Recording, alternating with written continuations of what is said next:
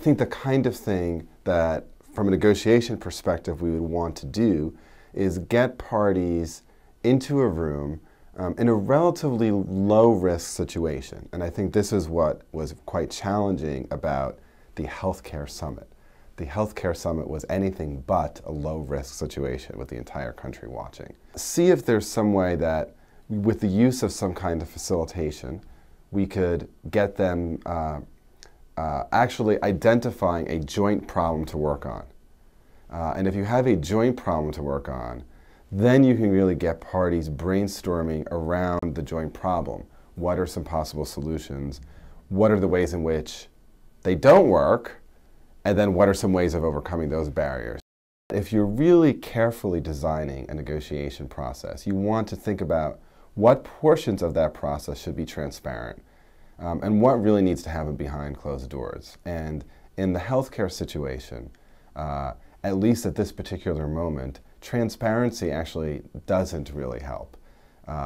It is almost never the case that important and hard-fought negotiations and agreements are resolved on the floor of the General Assembly of the United Nations.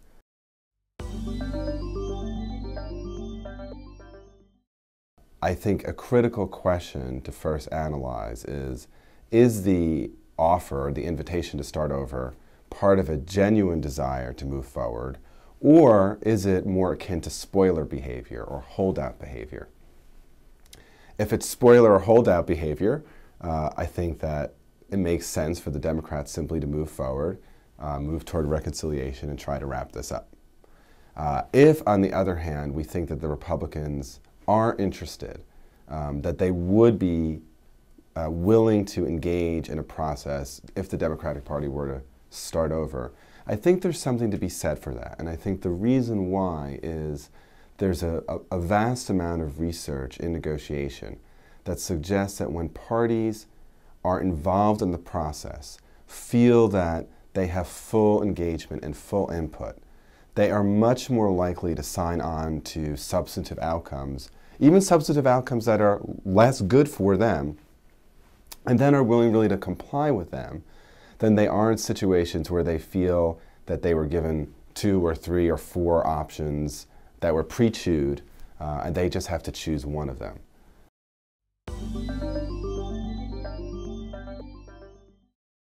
One of the challenges that's happening is public officials are making statements that are really rallying cries to their constituencies. And they're setting up expectation interests in their constituencies that are incredibly hard to meet. And the more they do that, the harder it is for those parties to actually sit down and make concessions. And so I think the first thing I would really want to do is try to encourage the members of Congress and the administration to think about how can they manage the reasonable expectations of their constituents. Secondly, I would try very hard to really set up more private kind of fora where really parties could simply identify shared interests and possible options that can meet those interests. And one way of doing that might be actually not to work with members and not to work with high-level administration officials, but to work with senior staffers. Senior staffers have a lot more freedom to brainstorm. They have a lot more freedom to be forthright because nobody actually thinks that they can make any decisions. And that actually could be a pretty productive exercise.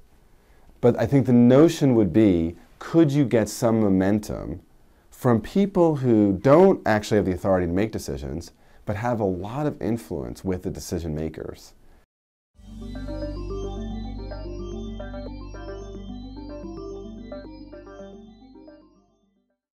The question you're asking, which is whether a comprehensive approach to healthcare that really takes on all of the key critical issues, or a more incremental approach is more suitable from a negotiation perspective. And I think that negotiation theory would clearly say that as you add more issues into the mix, you actually increase the possibility for joint gains. That is to say, the parties, the Republican and Democratic Party, may have opposed interests on every single issue, but it's likely that they have different preferences even with respect to those issues. And so by taking a more comprehensive approach, you increase the likelihood that parties can really make some really strategic trades. Now, of course, that adds complexity to the negotiation. But one thing we know is that in any negotiation where there's only one issue, it becomes zero-sum. Any concession from one party is a gain for the other, but vice versa. And so I guess I would certainly advocate from a negotiation perspective, the more issues we can add to the mix, so long as we're not unduly burdening the ability for the parties to handle the information, I think the more likely that they'll be able to come up with an integrating outcome. The study of negotiation and dispute resolution really gives us a chance to help people think more clearly about how they could solve these problems. I think here at Harvard Law School, my experience, first as a student and now as a faculty member, is that we have a dynamic set of tools that can transform the way people think about these problems. And I think for our students who come here, who many of them go off to be leaders in Congress and leaders in industry and leaders in nonprofits, for them to come here and get a skill set to be really creative problem solvers, who can look at a negotiation or a dispute that often seems like it's zero-sum and find a way out of the box. That's a tool set that's really invaluable, and the resources we have here at Harvard, both to study this and to teach it and to train leaders, in my opinion, are really second to none.